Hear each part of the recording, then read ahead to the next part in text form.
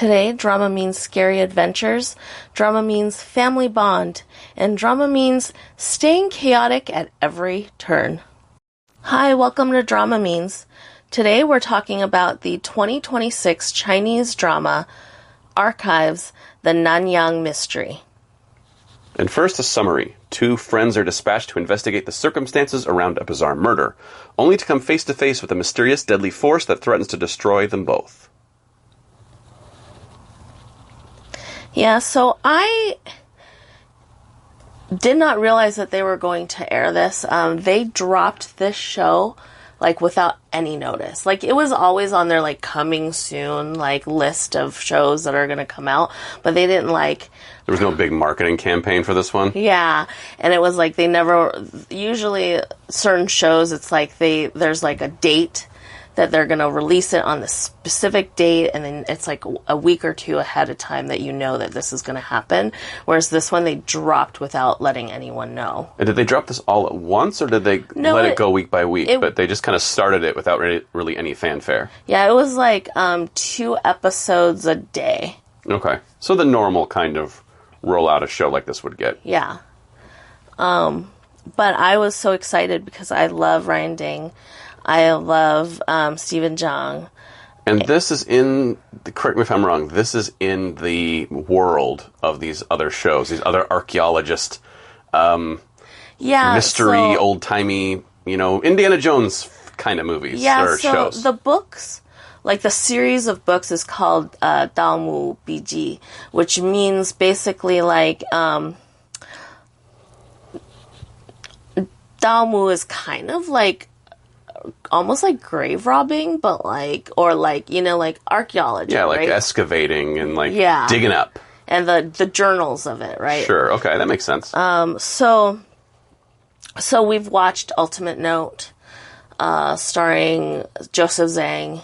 We've watched, the most recent one is Time Riders or, Time Raiders. Right, that would make more sense. Yeah. Time Riders is a whole different movie. Yeah. So that one we just watched. And so it's interesting because the actors that play those characters in Time Raiders are actually in this drama as well. They make little cameos. Yeah, they do a little bit of crossover promotion. Yeah. Why not? If you're going to do it, take advantage of the whole universe. Yeah. I just wish that Zhang Hai Qi, which is played by William Chen. Mm. Yeah. He, in Mystic 9, I wish he made the cameo in this one as well and play his character, because there's going to be another one. Oh. It's another Mystic, a sequel to Mystic 9 that he's going to be in. And then Joseph Zhang's going to be in it, but he's not playing Wu Xie anymore. Okay, so that's a little confusing. Yeah. So, that's the era's different because Wu Xie is modern day and Mystic 9 is Republican era. And this is Republican era. Right. So, but I feel because essentially the Zhang family are all immortals, or they die very, very, very slowly, that they could, considering Zhang Qiling is in Wu Xie's stories, right? So they're probably all still alive. Well, it wouldn't bend their non-rules of living and dying to have them survive for thousands of years. It wouldn't really break much of this model. Anyway. I will say there's something to me about the Republican era, just the look of the show that's always very exciting to me. I love the look, the costume, I'm just okay, I'm with you. I don't know. There's just something about the look of a show like this that I'm okay, I'll watch that, sure. That's so funny because for the longest time I hate Republican era shows. Oh, no. They're so I don't know. It's when you have that longing for I don't know, classic Hollywood even, where you're just where are the hats? Between 20s and 50s? Yeah, just that. There's that classic, when jazz was the coolest thing in the world. I want to exist in that world for a second. Yeah. And maybe jazz still is the coolest thing in the world, but you know what I mean. It's just everyone seemed so cool and classy, and the costumes are fun, and like the technology or lack of technology is fun. And it's, I don't know, maybe I just long for those kind of, to like go back and write something in the age before cell phones. Yeah. I can see that. There is kind of like a romantic feel during those times, like, and like kind of the heyday of like Shanghai, like nightlife, which is like the same, around the same era as like The Great Gatsby and like, you know, the flappers and, you know. Yeah, things that normal folks would never get to experience, but the rich people did, and then they make movies about the rich people, and that's really classy. And then you realize, oh wait, it was old and dirty, and you know, nobody had air conditioning. Yeah, that sucks. Not as romantic as it was on screen. Yeah. I also I'm a little bit of a sucker for like the archaeology, like the Indiana Jones, the Uncharted, the video game, not the horrible movie. Like, I just kind of like that, of like digging into the mysteries. Like, that's always really fun to me. So this one from the beginning has a lot going for it. Yeah. And like Uncharted, it has a lot of these like mystery, like monsters and like it's definitely fantasy. So I'm not read any of these books. And I think they said that there's like so many of them, and every other year there's some kind of remake of or adaptation of these books, right? The series. And I've noticed though, and I don't know if it's because of like the production, where like they're just pairing these guys up, right? And they're like, oh well, BL's in or bromance is in, let's make these very bromancy shows, you know, comparing like, you know, Zhang Hai Qi, Zhang Hai Lo, like they have such a strong bond that it feels like it's a bromance, right? And then Zhang Qiling, and people like make, you know, ship edits on Instagram and TikTok all the time between Zhang Qiling and Wu Xie, right? And I don't know if these books are actually BL or not. I never went to find out, but it feels like they are. Although there's entire genres. I will say, I think in today's day and age where we are with BL being so popular, you know, Thai BLs, Chinese BLs that aren't technically BLs, and we've talked about it a million times, bromance versus budmance versus, you know, BL. But then there's also, going back, you know, 20, 30 years, the buddy cop.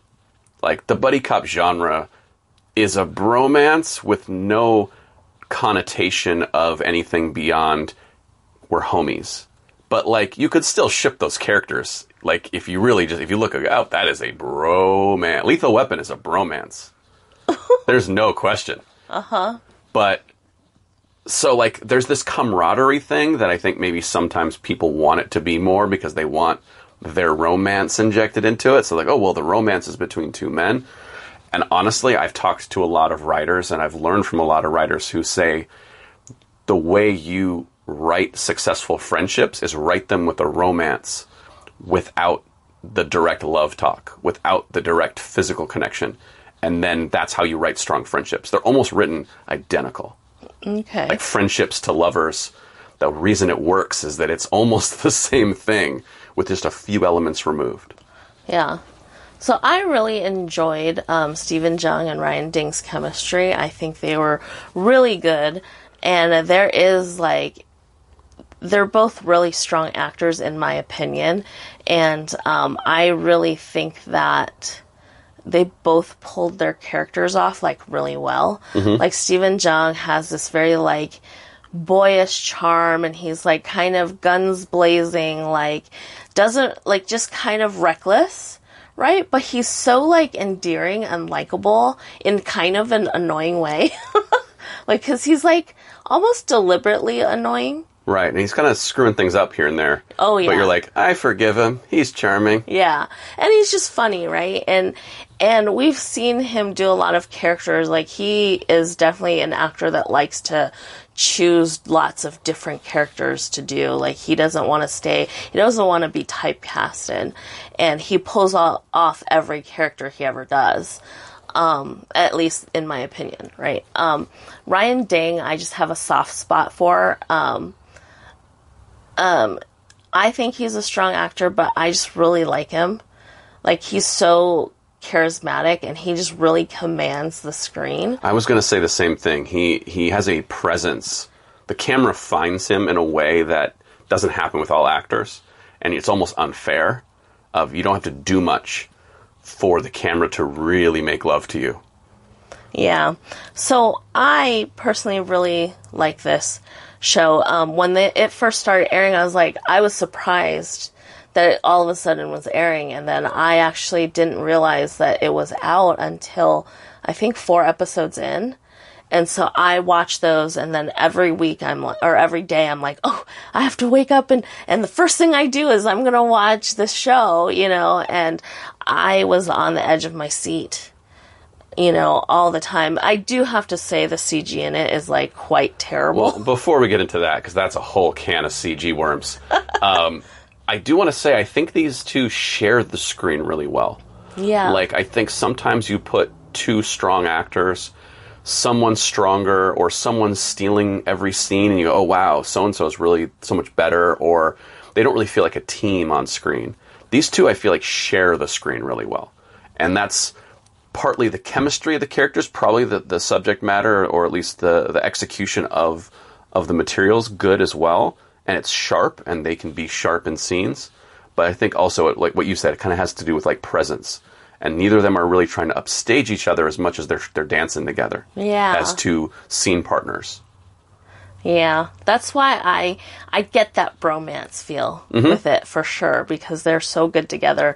And yeah, it does feel like when they're acting, it's like they're doing the tango.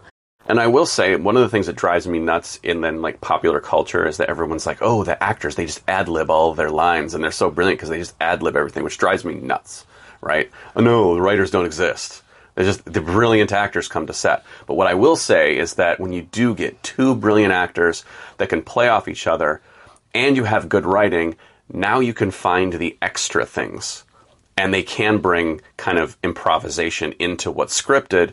So now you have like good writing plus really strong talent, and then in a rehearsal you'll find 3 lines of dialogue, or you'll find a moment that wasn't on the page at all. And then you get those little magic moments between the characters. And it's so much fun when you get to work in an atmosphere like that. It's the best. So I almost made a joke, and I'm going to make it here because, I didn't get to. Oh boy, what was the joke? When you were saying, like, before there's a whole can of CG worms. I was going to say snakes. Oh yeah. Because this whole show has all these snakes, these weird parasite. Well, they're like parasites that like take over these snake bodies, and then these snakes can like become humans or like act like humans. Yeah, the snake thing was a little weird. Yeah, the CG overall, I want to go back to a day where like filmmakers had to try to figure out practically how to do their stories. So I always think that the shows that are creepiest and scariest is when we don't get to see the monsters. Or you have built up the anticipation to see them so that when you do see them, it's epic. Yeah. Yeah. And in this, and the thing is, I can't even fault it because all of these adaptations of these books have terrible CG in them. It doesn't matter which one we're talking about, they're all just bad.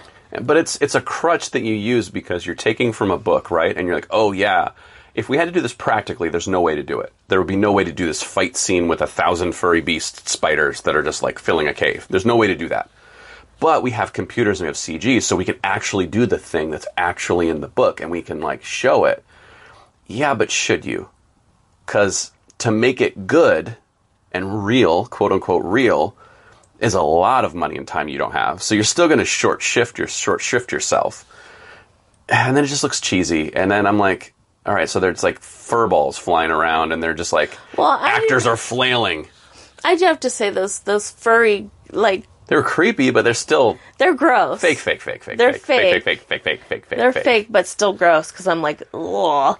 But I do feel like, especially in the beginning scenes with that giant snake thing, and then the little like figure, I don't know what that. It was like the little mini figure.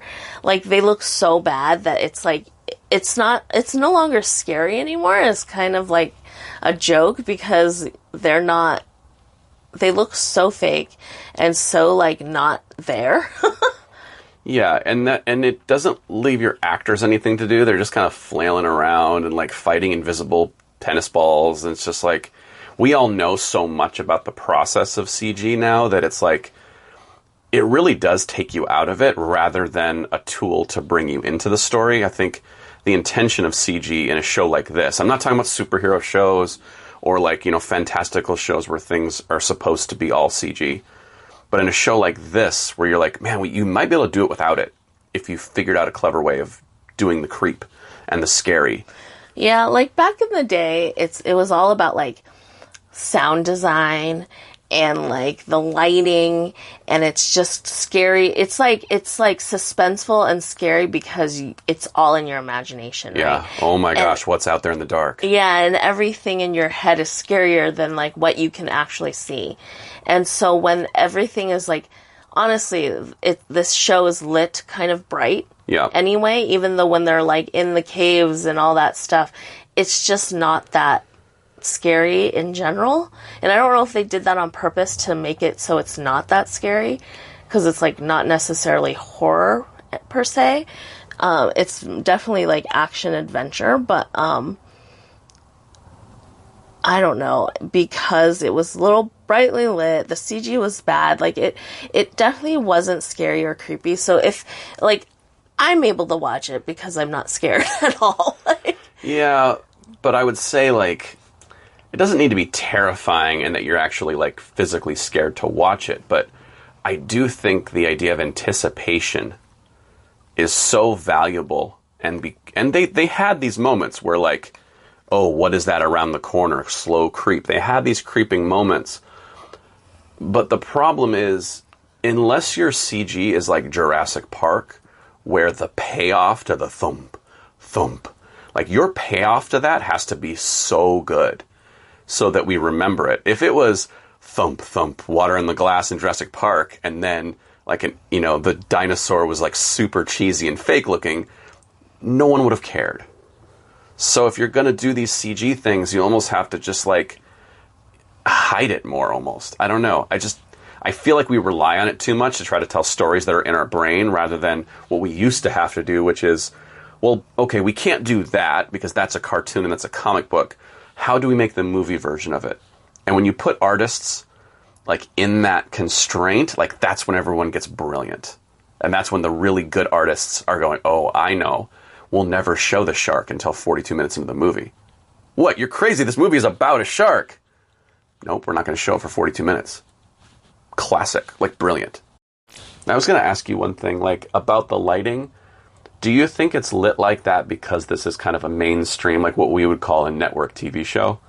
Whereas, because I've had the experience where, like, when it's a broad show, a network show, you can never do anything too far in one direction. It has to kind of stay in the middle because they don't want anyone tuning out because the show's too dark. They don't want anyone tuning out because the show's too violent. Like, a lot of the things, you can push the envelope in some places, but in other places, you can't.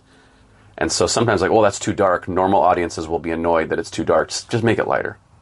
I don't know. I don't know if it was, like, a studio thing or if it's a budget thing. Because, like, sometimes low-budget shows aren't lit as well. No, of course. They don't have the time. They don't have time to light it. And again, like, I don't know if it's because they don't have the time, because these two are very busy actors. And, like, I think a lot of it, why, Ryan Ding isn't really on camera that much is because he's working so much, right? Sure. So, but also, maybe the budget is all with the actors, and then, they kind of skimp on cinematography or the time. I don't really know per se, but, like, I wouldn't say, like, because of the actors, I wouldn't say it's low budget, but then when you kind of look at it, it feels a little low budget. Well, I think one thing we don't often talk about when it comes to low budget is just time. Is that a major part of your budget is just the time it takes to shoot something. And so some of these movies, they cost $100 million, not because everything on set is made of solid gold. Like, they cost that because the movie took 2 years to make. And humans are the most expensive thing on a movie set. I think that's still true. Is that just workers and actors and producers and post people. Like, it's the people's time that's expensive. So if you have to shoot very fast, you don't have time to light, which all trickles down to maybe making it look a little cheaper. Mm-hmm. So maybe I wouldn't call this low budget, but I would say, like, I can imagine the schedule was pretty rapid. Yeah, so I don't really know, like, I don't have an answer for, why the lighting felt like lighter than it should be. Why don't you have an answer? No, I'm just saying, like, it's more less of an answer and more just me thinking out loud, too, of maybe it was a choice just for clarity so that people could see the show clearly rather than focusing on the horror.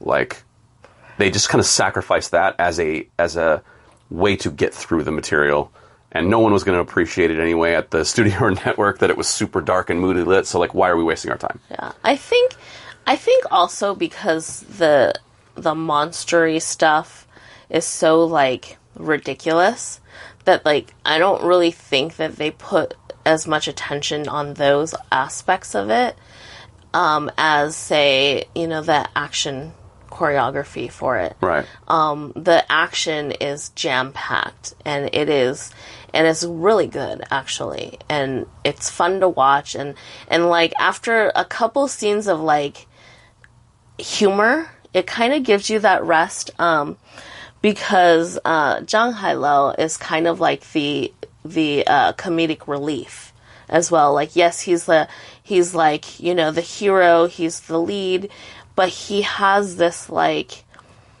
these moments where he stops everything and, like, makes the audience laugh. No matter if he's, like, messing with, like, one of the bad guys, or, like, just being annoying for annoying's sake. Everything's, like, on purpose for him, but it's funny, and it's kind of fun to watch when he's just being silly, right? But it also gives you that time to kind of take a break from all the action, the actual fighting, and, like, and when there's fighting, it is, like, the choreography is really good, but also, like, it's a long time of it. Like, a lot of it happens. No, there's a lot going on, and I feel like they move the camera really effectively in the action here, so I would say, like, in a series television, it's a very hard thing to do. It takes a lot of time. So maybe they are picking and choosing what they spend their time on to make sure that they do the things they want to do really, really right. Yeah. I just go back to my point. I just want the CG to be less.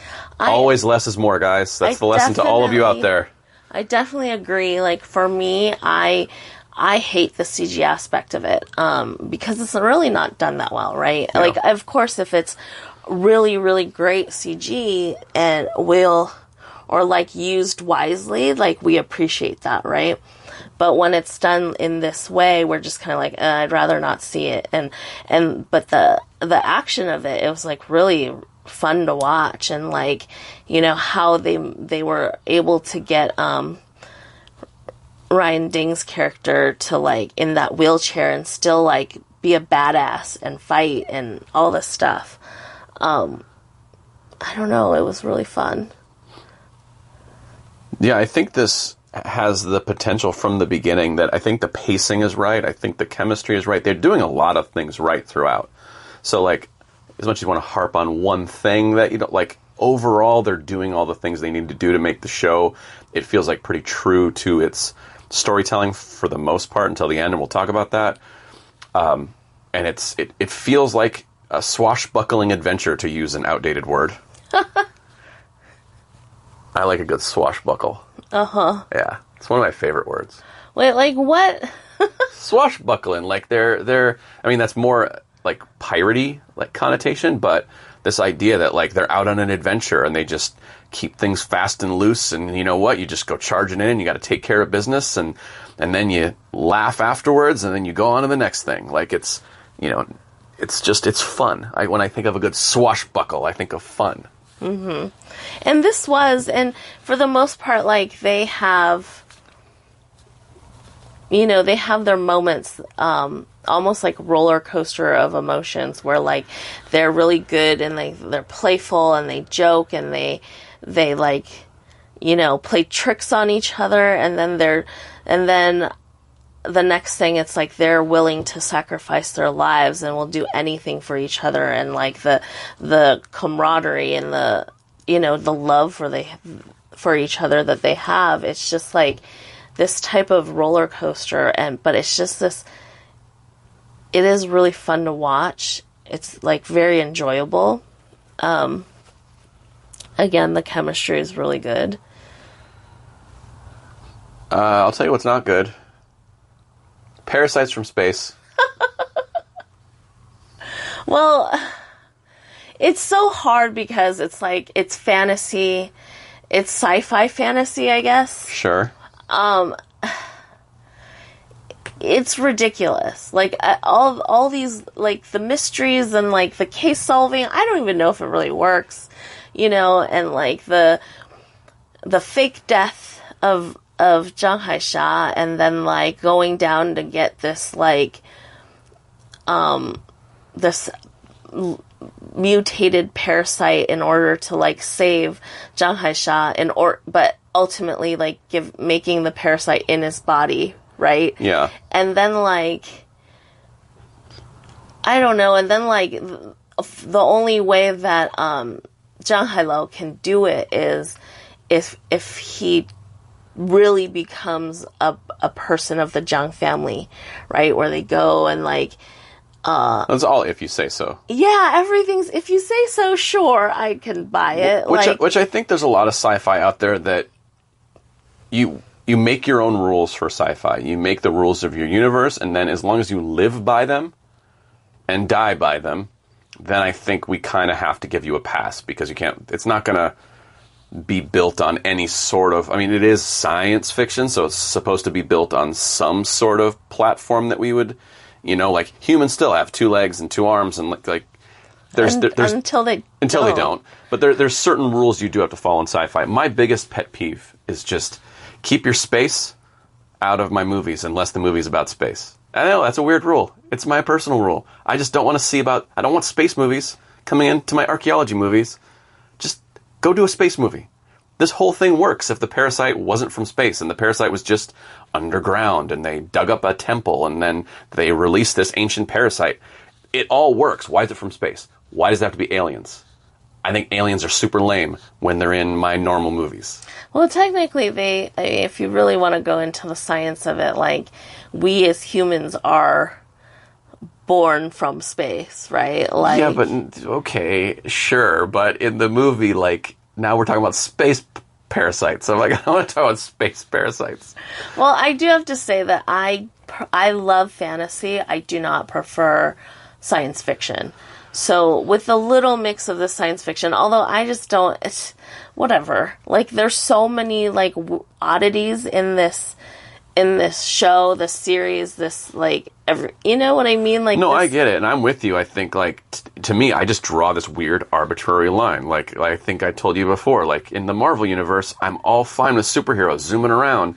The second the spaceship shows up and Spider-Man is, like, on a spaceship, I'm like, I'm out.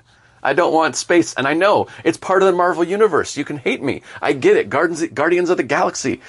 I don't want it. Keep your space movie over there. Keep it away from me. I'll go watch the space movie because I have no problem with space movies.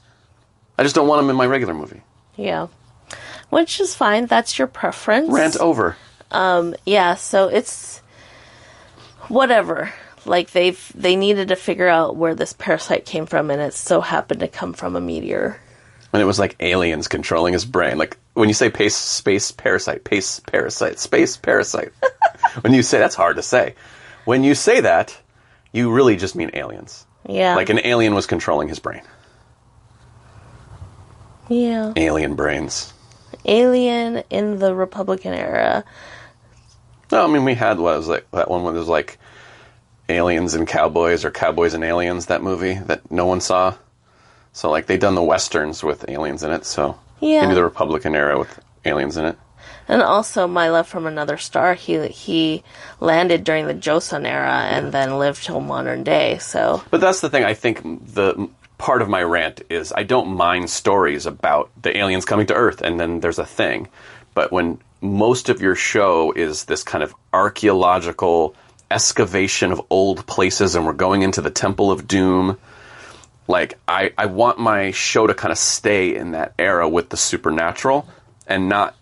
Because, I don't know, it just kind of feels like a cop-out to me of, like, what explains this whole thing? I don't have to look up an historical event, and I don't have to base this in some sort of ancient religion. I don't have to, like, work very hard to explain what really happened. Oh, space aliens.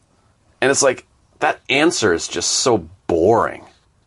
Because the movie's not about space aliens. It's about all these other things. So I'm just like, just do better. Like, figure out a better answer.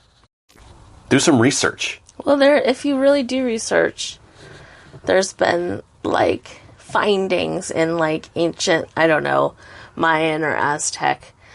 You talking out your ass right now. No! I totally watched the thing. You watched the documentary from the pyramids were made by aliens. That's and they not went what extinct. I said.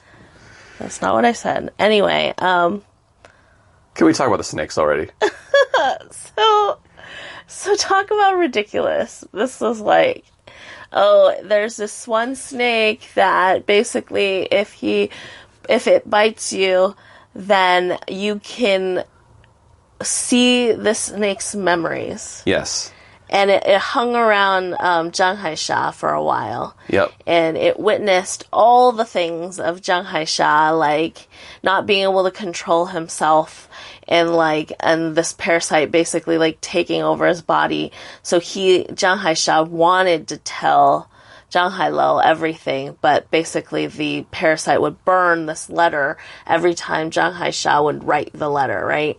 And then also the snake would bite Zhang Hai Lo again, and then like you realize that Zhang Hai Qi didn't really kill Zhang Hai Qi, right? All that stuff. So it's called an exposition snake. Yes. So it just fills in all the gaps our characters conveniently need to know in the easy bite. Yeah. So that, it just like, that's one of the biggest cop-outs in my opinion, because Stephen Zhang's character doesn't actually do anything to like learn what Zhang Hai Qi is going through. Yeah. And there's nothing that other than like just blindly trusting him until he doesn't trust him anymore. In other words, he doesn't have to earn his hero moment. Yeah. It is kind of disappointing because there's these moments where I kind of, even when he thought that Zhang Hai Qi killed Zhang Hai Qi, right? I wanted him, to be like, no matter what, I trust him, which I understand why he doesn't, right? But like, I have a lot of like wants when it comes to loyalty. Sure. Right? Especially when Zhang Qishan had said to Zhang Hai Lo, like, you have to trust him. He has to think that, or he has to see that you still treat him the same way and that you trust him, because once he thinks you've given up on him, he will go even crazier. Like, he will, be even more ruthless kind of thing.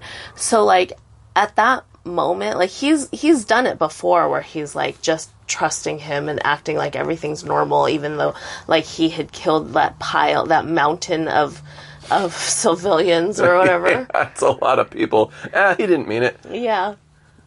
But I know that was, like, his, like, was it, that line that you cross is right. Their Sifu, right? So you can't, like, hurt her, because if you do, there's no going back. But, like, and I know he, like, has that underlying, like, it's not him, he didn't do it.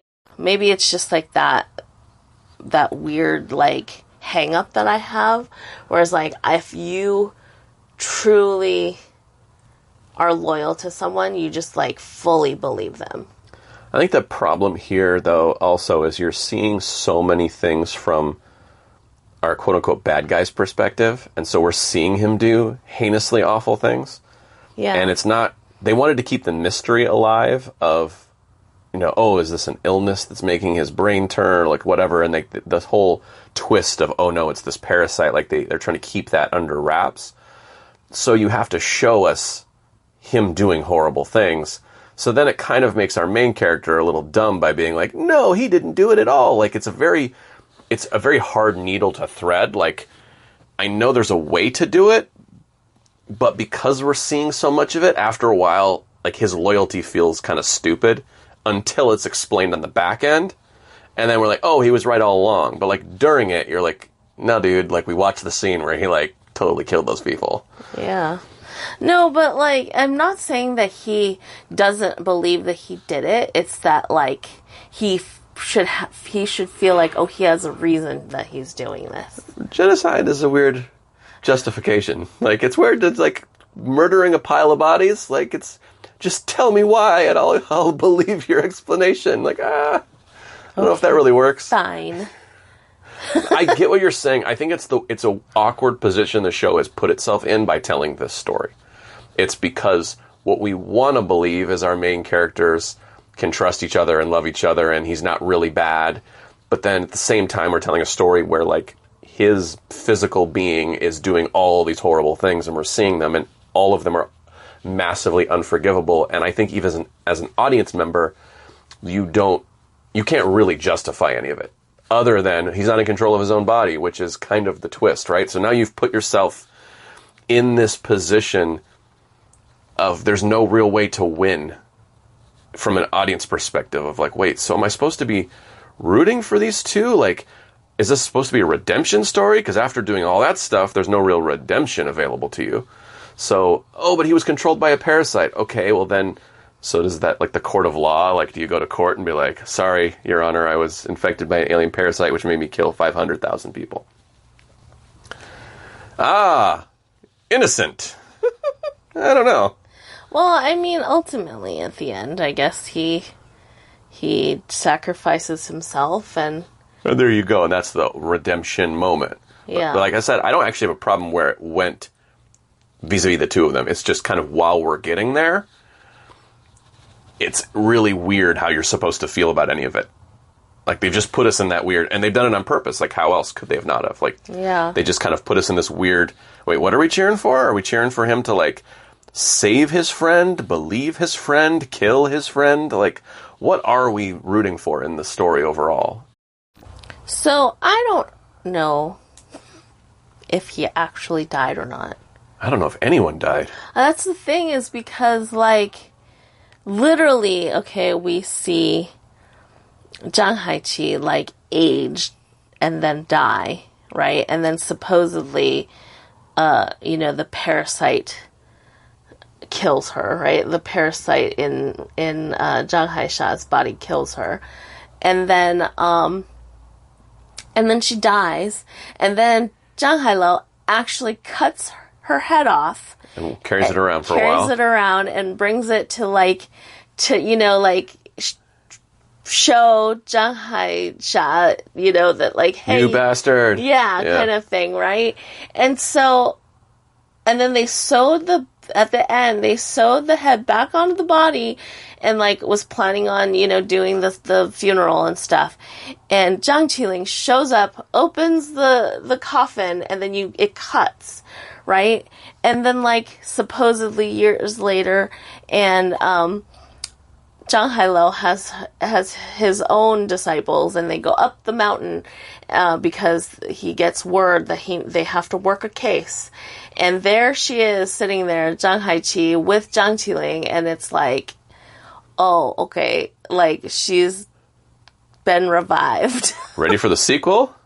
But it's so weird, like... What? Like, how do you revive someone that had her head decapitated? Well, there are no rules. It's fantasy. That's my point, is, like, that's where I think fantasy sci-fi sometimes loses people, is if you take away death and literally anything is possible, like, you can open up a box and suddenly people can come back from the dead. Well, then where's the stakes of the show? Because it doesn't really matter if someone literally dies, then gets their head chopped off, and then their body and their head are separated for a very long time. I'm wondering what the guy who's like hanging out with the body being like, what am I supposed to do with this now? Like, while the head is gone. Like, would have been a bummer if he would have burned it. And then he brought her head back. It's like, wait, I was going to revive her. No. Like, there's just no stakes up to anything now because anything that happens that's dramatic could just be reversed. Yeah. And I think that we have to be careful not to ruin our own shows with our rules of anything could happen. It's like, well, if you did a sequel, literally anyone can get killed, chopped up into pieces, but they could come back in an episode or two. If they found the right mystical thing. Yeah, so you're like, oh, who cares? Yeah, maybe they'll come back. Oh, they didn't come back. Oh, I was wrong. Yeah. So, I mean, it's just kind of like a weird thing, and I know like there's like a mystery behind like Zhang Qiling and like supposedly he's like patient zero or whatever, right? Where he's the what do they call him, like the founder, the godfather, the grandfather, I don't know. I have no idea where you're going with any of those words. He's the beginning of this Zhang family, right? Like the patriarch, But like he's patient zero, really. Like that's what I mean. Of the virus. No. Or of the parasite? No, he's the one that trapped the virus in that big cylindrical thing. I don't know why that makes him patient zero. No, he's patient zero because of all the Zhang families that are, like, immortal after going through this process of, like... Oh, he's the origination of the entire thing, basically. Yeah. Yes, okay. I don't really know what you call that, because that's not a real thing.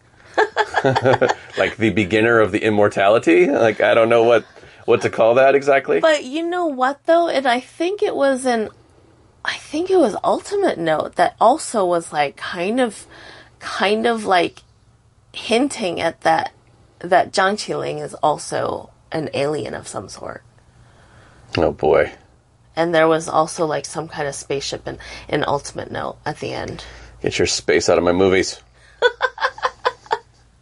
Get your space out of my shows. Take it back. Get off my lawn. I wouldn't mind reading some of these books, except for I think the series is, like, huge. Like, so many volumes and so many, like tangents. Like, because, you know, you have your, like, Mystic Nine and your, like, all these different characters. And it's just, like, I can't. You can't. It's just too much to go through all of the different, like, you know, family trees or whatever. No, once you get too much material, it gets overwhelming to try to go back and sift through it. Yeah. But I think for this one, I think my point would just be the stakes of the end. It kind of unwinds everything in a way that is hard. It's good it's the end. But if you wanted to do another show like this, I'm like, oh, well then, yeah, just whatever. She doesn't have a head anymore. I'll find another one. Like, it's like there's nothing outside the bounds of the rules they've set now. Yeah. And that means that anything could happen, which means nothing is dramatic in the transitive property, in my mind, of, like, dramatic rules. Yeah. Well, it's a whole lot of, if you say so, I guess I'll believe you. Whatever. I mean, at least it's entertaining. Yeah. Like, if it was boring along the way, it would be kind of an unforgivable show. But I do think it's entertaining. Like we said, the characters are charismatic. It doesn't have to make perfect sense. You want it to make enough sense. And it's exciting. Yeah. So. Yeah, I have some favorite moments in the show. I do have to say, like, you know, the part where Zhang Qishan tells Zhang Hai Lo to basically trust Zhang Hai Qi, because once he doesn't trust, he's going to create an even bigger monster, right? Right. So I like that part, and I like the introduction of Zhang Hai Qi because, Zhang Xishan, because he was from Mystic Nine, you know? So it's, like, kind of interesting to see these characters that we've seen before if you've, you know, seen these other shows, but it's just kind of like trying to piece together the connections and, like, the storylines and all that stuff. So that was kind of fun. I really liked the fight scenes on the boat. and like the happenings of the boat. I do think that it was really, really heartbreaking and heart-wrenching when, like, they keep missing each other, you know? And like, it's so, they want to, like, get back to each other, and, like, they're all, like, working really hard to solve this mystery so that they can find each other again, kind of thing. And then, ultimately, supposedly, Zhang Hai Qi dies on the boat, you know, trying to, like, reach Zhang Hai Lo, and Zhang Hai Lo doesn't even, like, see him or notice him to, like, help him, only to find his dead body, like, later. Right? So that part was really, like, heart-wrenching, and it was done really well, and the acting was good, and you felt all the emotions, and you felt the love between them, and it's good.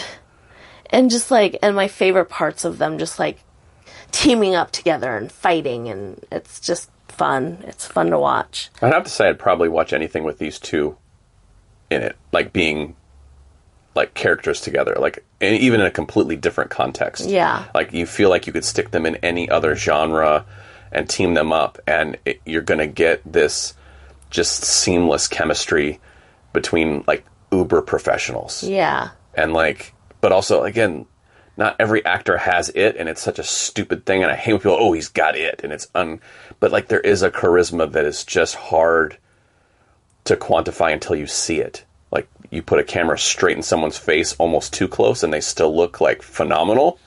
You know, like, have you ever taken a selfie that close of yourself? You're like, ooh, who's that? But these people just hold this lens so beautifully. Yeah. There's just something there, and it just makes you want to keep watching. Yeah. So, my rating is in the buffet line. Honestly, I think that is, like, the most fair rating ever. Yeah. Honestly, it's a little high for, like, some of the stuff we're getting. But, like, mainly be the story, and I don't know if it's the adaptation that's at fault or the actual books are at fault, maybe. But it is fun. It is fun to watch. It is, like, it's gripping. Like, you are on the edge of your seat, like, just waiting to see what happens next. But yeah, like the logic thing is really hard to, you know. Yeah, it's not perfect by any means, and I don't even think it's like, you know, an A grade thing, but I do give it a little bit of a break because it's supposed to be fun. Yeah. And it is fun for the most part. Yeah. So like it's kind of like a John Wick movie where you're like, a John Wick movie can be a 9 for you unless you were trying to compare it to like Die Hard, and then you're like, well, John Wick is kind of like silly and kind of goofy, and like Die Hard is like a serious action movie with like Shakespeare actors playing the bad guy. Like it's very different.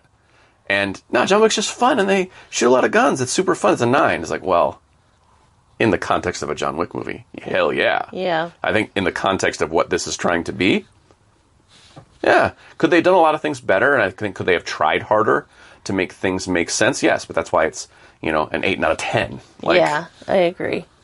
So yeah. In the buffet line. Super fair. I agree with that. Well, that is it for us this week. Next week, we're going to have our last episode of the summer. We're going to go on summer break after next week. So look Mostly because it's just too damn hot in the studio to keep doing this podcast in the summer. We're so sorry. Anyway, we will see you next week. And then, yeah. Small break, and then we'll be back. Yeah. But we'll be back next week, and thank you so much for listening.